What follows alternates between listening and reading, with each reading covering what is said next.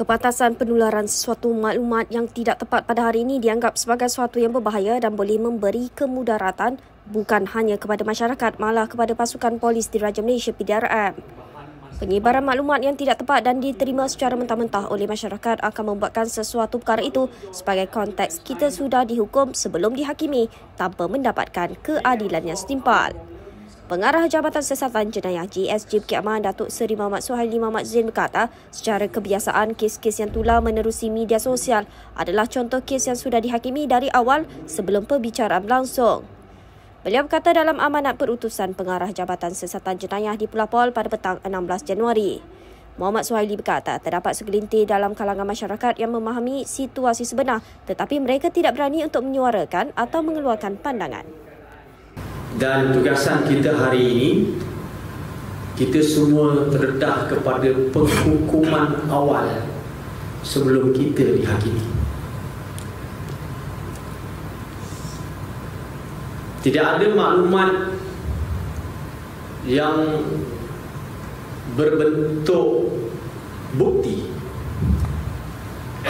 namun masyarakat tak peduli. Masyarakat tidak akan peduli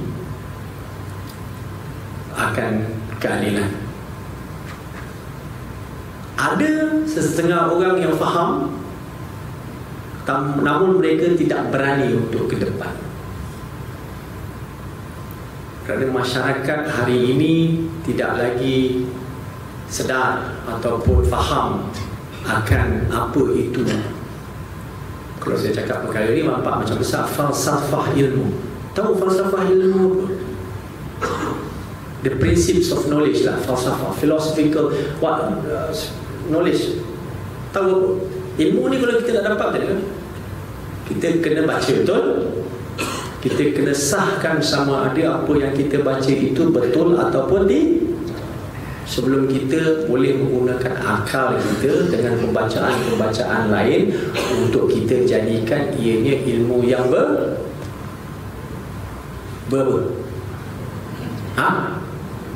betul lah. So that process of thinking, berfikir itu tidak ada lagi. It's all about reaksi, instant reaction, tanpa berfikir. Tak ada. So tuan-tuan dan puan-puan, itulah zaman hari ini.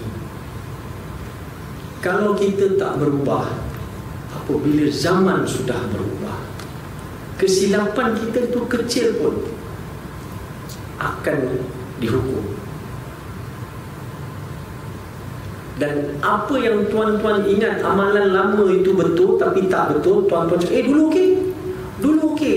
Sebab orang tak tahu. Sekarang orang dah tahu. Dan orang boleh memberitahu orang lain lebih ramai, lebih cepat.